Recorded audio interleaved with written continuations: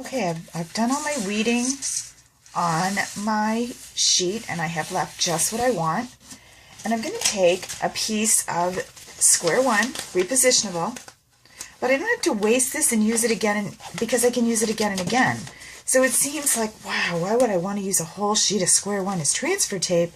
But I'm going to keep using it. And I'm simply going to position it right over my word. And you can see that you can still see it through the transfer tape.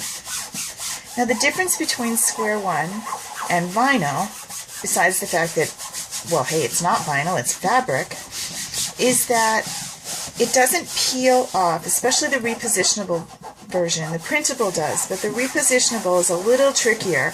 In order to get the color to stick on the fabric, it has to have a stronger attachment to its backer. This is the backer, the white sheet. So when I do a simple little lift and pull, nothing happens. It stays right there. So what I have to do is loosen it up a little bit and get it started. Just with my fingers, I don't have to do a bunch. Stick it back down, and then as I start to pull it up, you'll notice that it does stay. I have to talk to it a little. I might have to get this one to go along with me and get it started. But once I get it started, it goes. And then I start to pull back, and I do the same thing. If a letter doesn't come along, I help it. And I have to pick it off a little bit. This is why we say that Square1 is awesome for wall art, not so much for teeny tiny little pieces.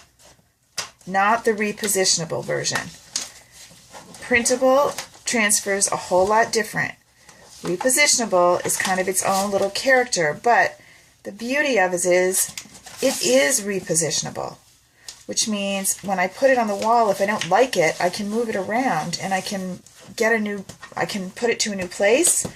I can take it back and save it, so I haven't wasted it. What if I put it up for a holiday and I wanted to save happy birthday and use it again? I could do that. So I'm just gradually working my way down till I get to the end of my Inspire.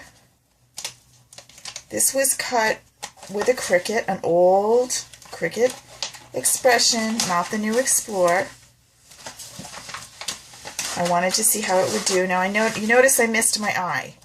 Well, I can just grab it and I can position it where I want it on my transfer tape. And now you really can't tell that I have it, but if I flip it over, you can see it. And I'm going to make sure that I have a good tight seal to my letters. I'm going to peel it up, get my backer sheet out of the way. And now I'm going to do this right here on my table so that you can see how it comes off. And I lay it down and make sure it's good and stuck. Just fingers, nothing else. I don't have to do any other tough stuff to get it to stick. Just might run my fingers over it. And then I'm going to slowly peel back the transfer tape I used. It's Square1 transfer. And I can slowly peel it back, and you'll see that my word is stuck on my desk. And I'm good to go. And I can save this sheet, put it back on the backer sheet, just like this, put it right back on, and now I have it for the next time. And it will work again and again and again. So there's my word, transferred successfully.